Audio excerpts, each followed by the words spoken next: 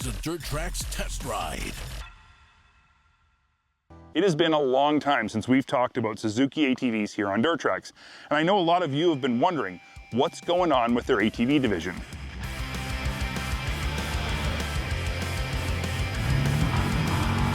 The truth is, they've never stopped innovating their ATV lineup, albeit very slowly. The great news is that this season Suzuki is back, and we have the opportunity to test a few different ATV models. Today I want to look at the biggest, most impressive ATV in their lineup, the KingQuad XPZ. The KingQuad is one of the original 4x4 ATVs. The moniker has been around almost as long as I have, and its reputation is without blemish. It's always been a completely reliable, highly capable, and incredibly durable and long-lasting ATV, and none of that is any different with the 2025 model. Before I go into more detail on this 2025 750 XPZ though, I wanted to take a look at what other KingQuad models are available from Suzuki right now. There are three engine options, the 750, the 500, and the 400. The 400 is its own platform, which is slightly smaller than the 5 or the 750. Then you move up to the 500, which shares its platform with the 750, and then obviously you have the 750 like we have here.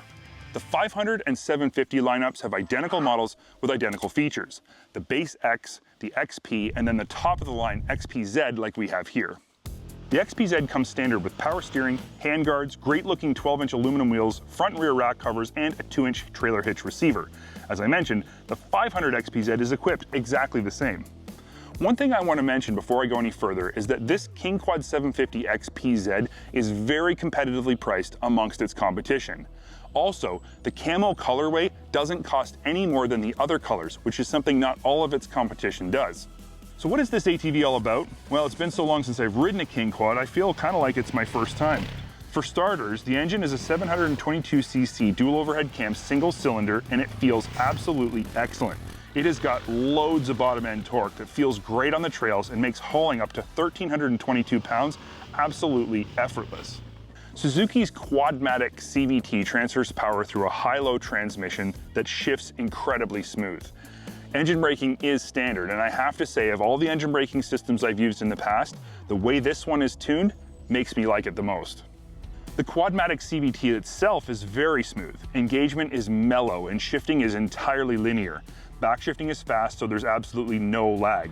Like most big-bore single-cylinder engines, the KingQuad 750 does feel like it runs at a steam on top end sooner than a twin engine might. But the truth is, power on the trail, where it actually counts, is flawless.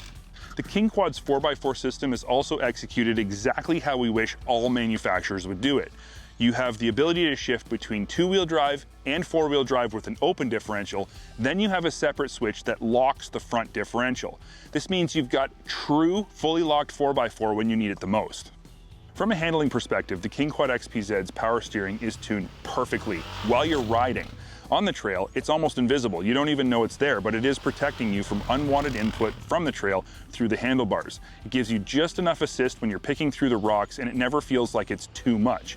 When you are sitting still though, the power steering seems to be almost turned off, so if you're trying to maneuver through a trail, backing up and going forward and turning your wheels, you will notice that if you're stopped, you're pushing on the bars pretty hard.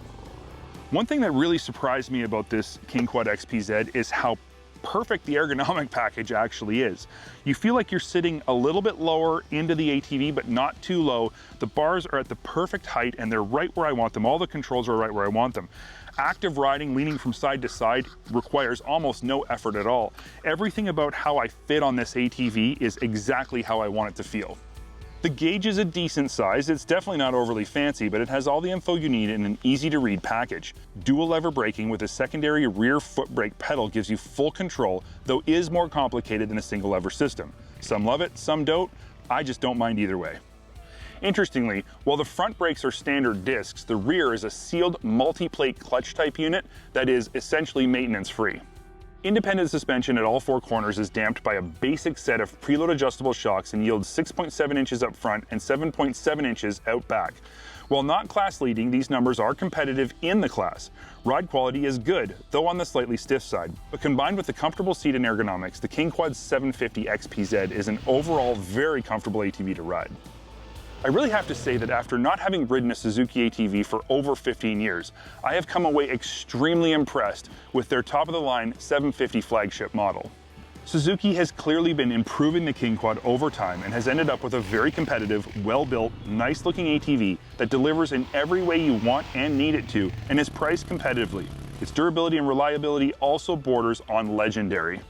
If these are the things that you're prioritizing when you're out shopping for a new ATV, and I can't imagine anybody wouldn't, Suzuki's 2025 KingQuad 750 XPZ has all of the things that matter most to you.